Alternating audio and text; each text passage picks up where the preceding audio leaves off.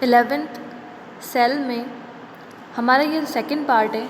हमारे first part में हमने सेल के बेसिक जो कॉन्सेप्ट होते हैं उसकी डिस्कवरी के बारे में स्टडी करी थी और प्लांट सेल की स्टडी भी करी थी, प्रोकैरियोटिक सेल की स्टडी करी थी। एक बार वापस हम प्लांट सेल की स्ट्रक्चर देखते हैं कि कौन कौन सी ऐसे ऑर्गेनेल प्रेजेंट थे जो प्लांट सेल के अंदर होते हैं और क्या क्या चीज़ें प्लांट सेल के अंदर प्रेजेंट थी। सबसे पहली जो मेम्ब्रेन होती है जो कि टू प्लांट सेल को सेपरेट रखती है वो सबसे मिडल लेमिला होती है, जो कि मिडल के अंदर होती है और टू प्लांट सेल को सेपरेट रखने का फंक्शन करती है। प्लांट की सबसे आउटर जो लेयर होती है उसको हम सेल वॉल बोलते हैं। प्लांट की जो सेल वॉल होती है वो सेलुलोज से मिलकर के बनी होती है, सेलुलोज से बनी होती है। सेल के अंदर जितना भी सब्सटेंस भरा होता है जो उसके सेल ऑर्गेनेल के अलावा होता है वो सारा साइटोप्लाज्म कहलाता है। जितना भी ये हमको दिखाई दे रहा है इसके अंदर ये सभी इट्स साइटोप्लाज्म। साइटोप्लाज्म के अंदर सभी सेल ऑर्गेनेल जो होते हैं वो प्रेजेंट होते हैं। अब हमें देखना है कि प्लांट सेल के अंदर कौन से सेल ऑर्गेनेल प्रेजेंट होते हैं।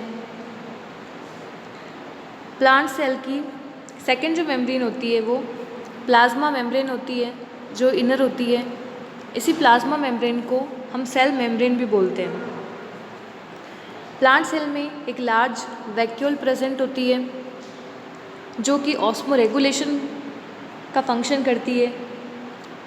जो भी एक्स्ट्रा सब्सटेंस होते हैं उनको बाहर निकालने का फंक्शन ये वैक्यूल करती है, मेंटेन बना के रखती है प्लांट सेल को।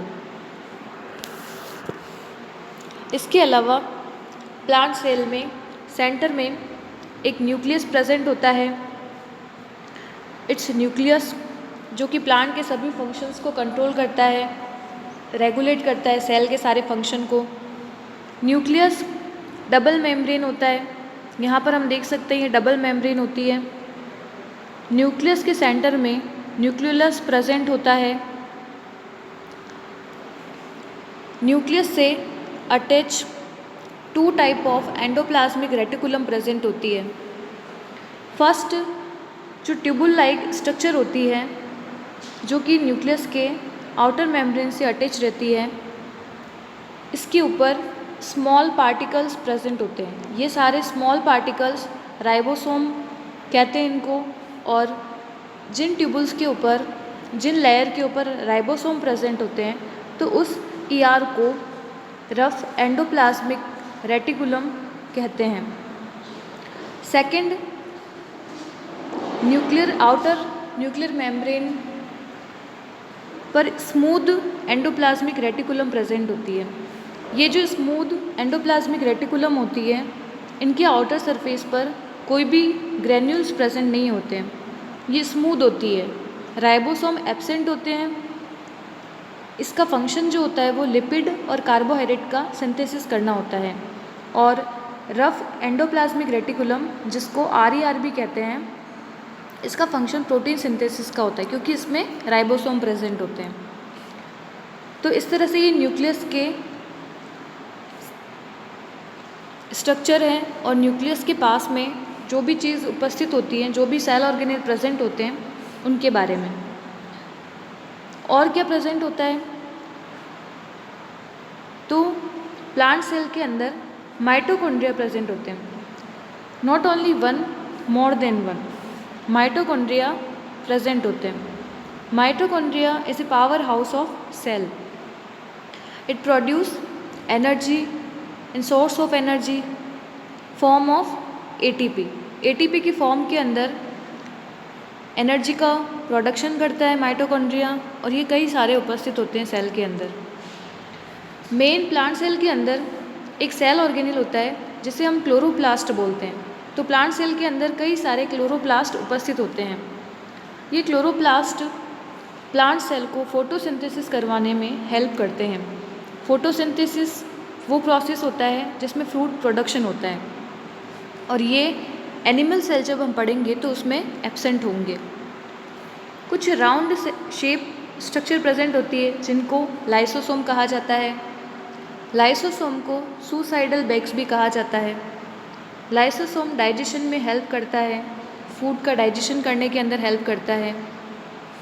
इसके अलावा प्लांट सेल के अंदर माइक्रोट्यूबुल्स प्रेजेंट होते हैं जो कि सेल के स्केलेटन का फॉर्मेशन करने में हेल्प करते हैं। परऑक्सीसोम प्रेजेंट होते हैं, राइबोसोम प्रेजेंट होते हैं।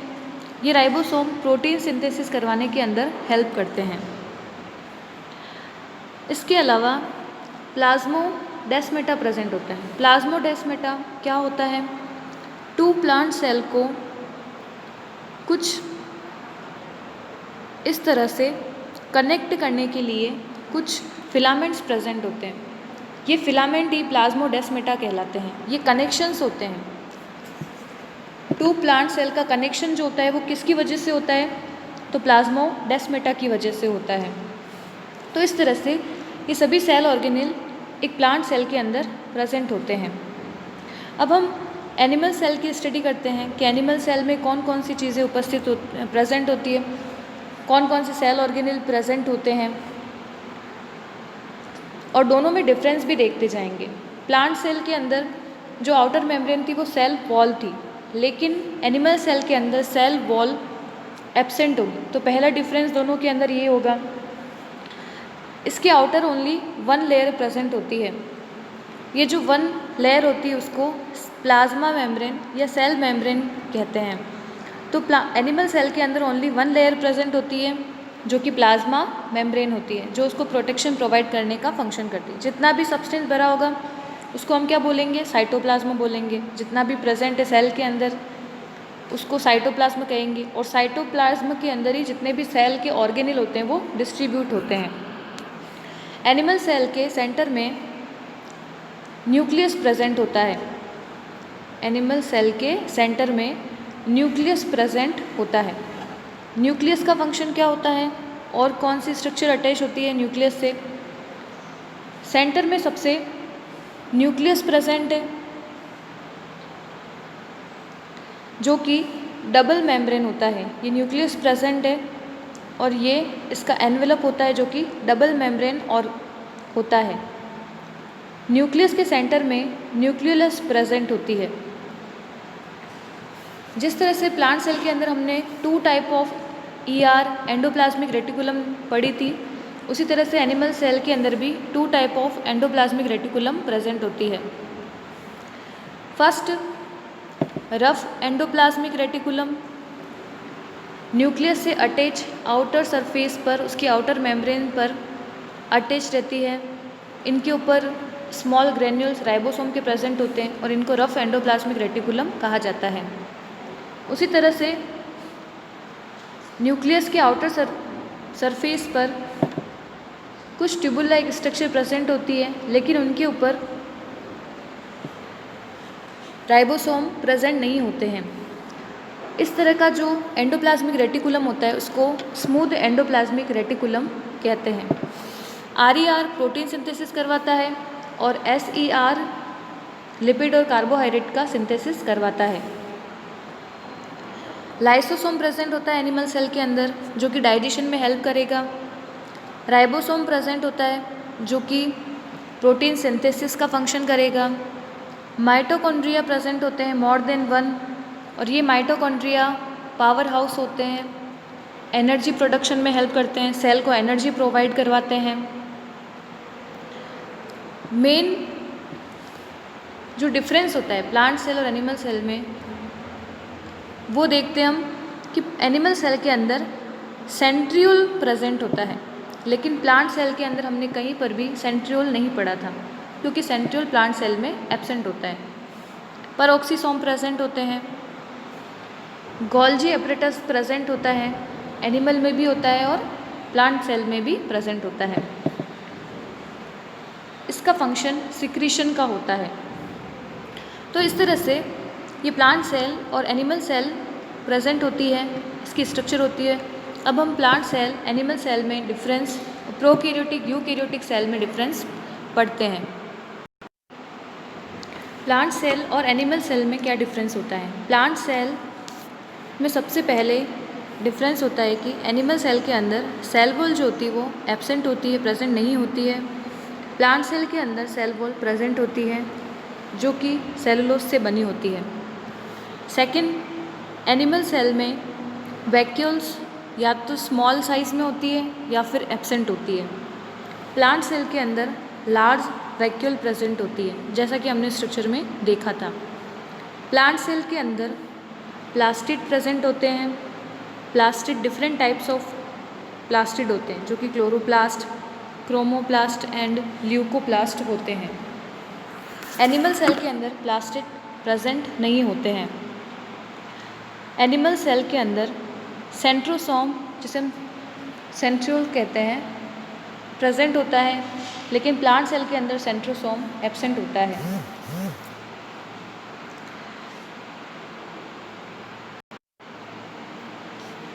Spindle fibres.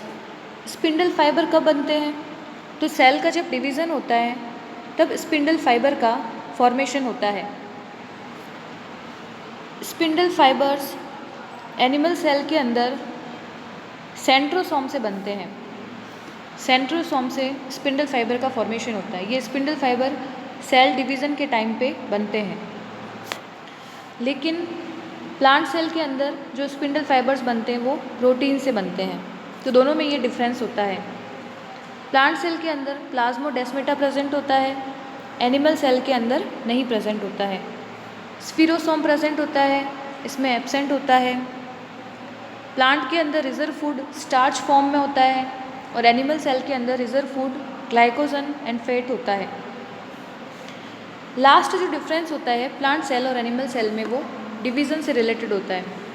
जब प्लांट सेल का डिवीज़न होता है और 2 सेल का फॉर्मेशन होगा, 1 सेल से 2 सेल का फॉर्मेशन होगा, तो इनका फॉर्मेशन जो होता है प्लांट सेल का, उनके बीच में एक सेल प्लेट का निर्माण होगा। तो इस तरह से एक सेल के अंदर सेल प्लेट बनेगी और 1 सेल से 2 सेल का फॉर्मेशन होगा।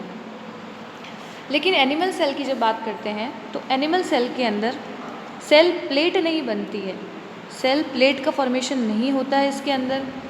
इसमें एक फोरो का फॉर्मेशन होता है। ये जैसे सेल है, इसके अंदर मिड साइज के अंदर प्रेशर पड़ता है और प्रेशर की वजह से इस तरह से फोरो का फॉर्मेशन होगा। ये फोरो धीरे धीरे इनर साइड के अंदर बढ़ता है और धीरे धीरे बढ़ने के बाद में ये 2 सेल के अंदर डिवाइड हो जाएगी। तो इस तरह से एनिमल सेल के अंदर फोरो का फॉर्मेशन होता है, क्लीवेज फोरो का फॉर्मेशन होगा, और प्लांट सेल के अंदर सेल प्लेट बनेगी डिवीज़न के टाइम पे। तो इस तरह से ये सभी प्लांट सेल और एनिमल सेल में डिफरेंस होते हैं। नेक्स्ट हम प्रोकैरियोटिक यूकैरियोटिक सेल में डिफरेंस देखते हैं। प्रोकैरियोटिक सेल के एग्जाम्पल कौन कौन से होते हैं? प्रोकैरियोटिक सेल के एग्जाम्पल बैक्टीरिया, साइनोबैक्टीरिया और माइकोप्लाज्मा होता है। इन तीनों को जो सेल होती है इन तीनों की, वो प्रोकैरियोटिक सेल टाइप होता है। यूकैरियोटिक टाइप की सेल किस में होती है? तो प्रोटिस्ट जितने भी होते हैं, fungi, plant cell, animal cell, इन सभी के अंदर यूकैरियोटिक सेल टाइप प्रेजेंट होता है। साइज़ की अगर हम बात करें तो प्रोकैरियोटिक सेल का साइज़ जो होता है वो स्मॉल होता है, 0.1 से 5 माइक्रोमीटर डायामीटर होता है। यूकैरियोटिक सेल लार्ज होती है, 5 to 20 माइक्रोमीटर डायामीटर की होती है। प्रोकैरियोटिक सेल की सेल वॉल जो होती है वह म्यूकोपेप्टाइड या पेप्टिडोग्लाइकेन की बनी होती है। माइकोप्लाज्मा के अंदर सेल वॉल एब्सेंट होती है।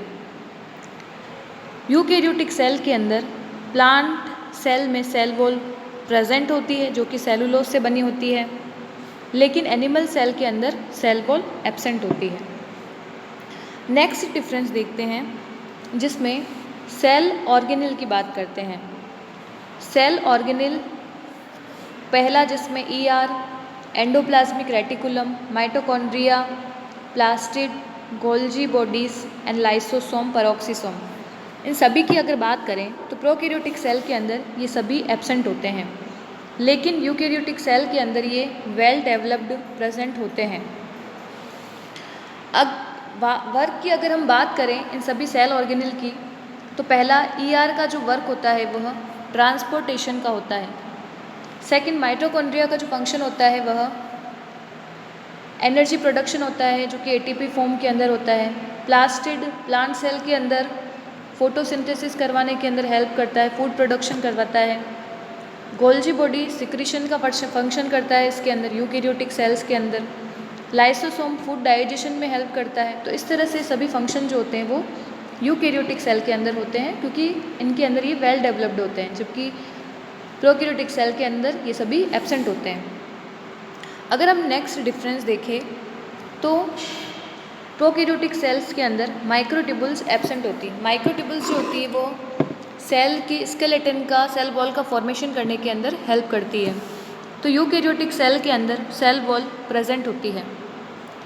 अगर हम राइबोसोम की बात करें तो राइबोसोम में क्या प्रेजेंट होता है? राइबोसोम 70S टाइप के प्रेजेंट होते हैं। जो प्रोकैरियोटिक सेल होती है उसके अंदर 70S टाइप के राइबोसोम प्रेजेंट होते हैं और ये प्रोटीन सिंथेसिस का फंक्शन करते हैं। जो यूकैरियोटिक सेल होती है उनकी अगर बात करें तो उनके अंदर दोनों टाइप के 80S और 70S दोनों टाइप के राइबोसोम प्रेजेंट होते हैं।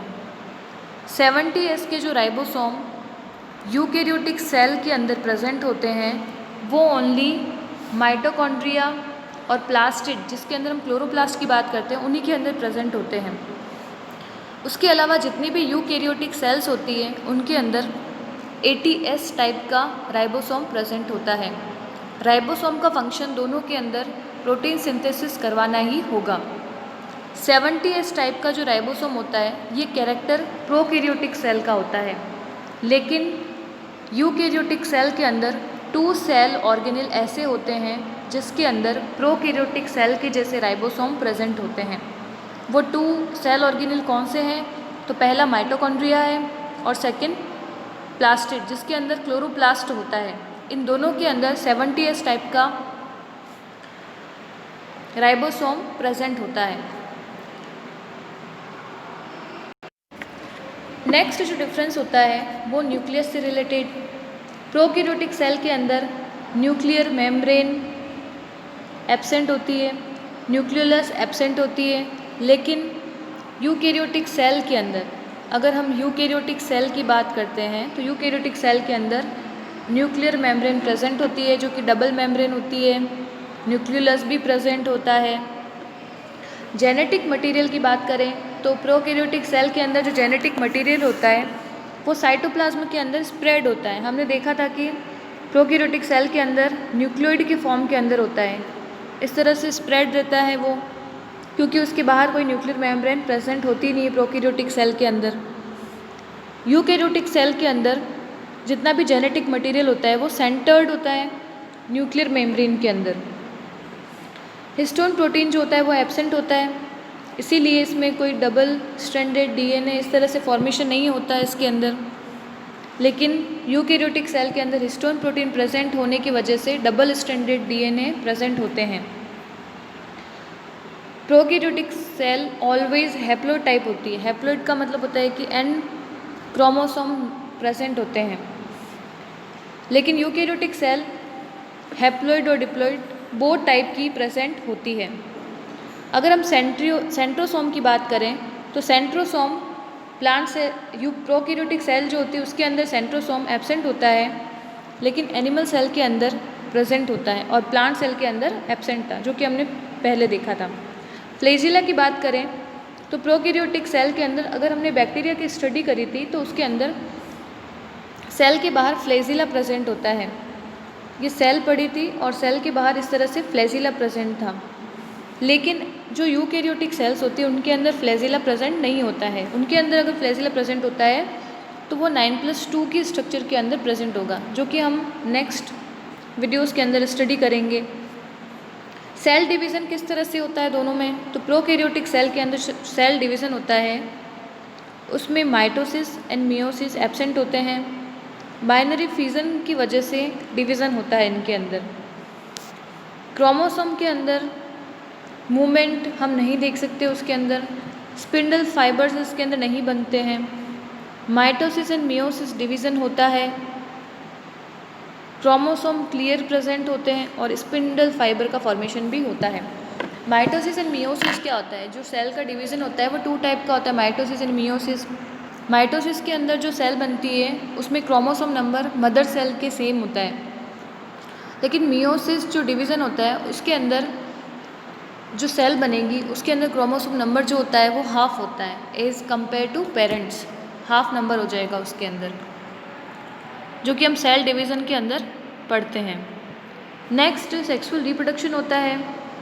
तो प्रोकैरियोटिक सेल के अंदर सेक्सुअल रिप्रोडक्शन एब्सेंट होता है और यूकैरियोटिक के अंदर फाउंड प्रेजेंट होता है उनमें। सेक्सुअल रिप्रोडक्शन जिसके अंदर 1 male gamete and 1 female gamete take part and fused and form a zygote. Protoplasm membrane इसमें बहुत ही थिन होती है, इसमें थिक होती है। अगर हमारा लास्ट जो डिफरेंस होता है प्रोकैरियोटिक यूकैरियोटिक सेल के अंदर, वो रेस्पिरेशन से रिलेटेड होता है। प्रोकैरियोटिक सेल के अंदर एनारोबिक टाइप का रेस्पिरेशन होता है। एनारोबिक रेस्पिरेशन का मतलब होता है कि जिसके अंदर ऑक्सीजन एब्सेंट होती है। O2 is absent in anaerobic respiration and in eukaryotic cell aerobic respiration is present. Aerobic respiration, it means O2 present and complete कहाँ पर होता है ये रेस्पिरेशन का प्रोसेस जो होता है वो, तो माइटोकॉन्ड्रिया के अंदर प्रेजेंट होता है और माइटोकॉन्ड्रिया के अंदर रेस्पिरेशन की वजह से ही एनर्जी प्रोडक्शन होता है। तो इस तरह से ये सभी डिफरेंस जो होते हैं वो इनमें हमने देखे।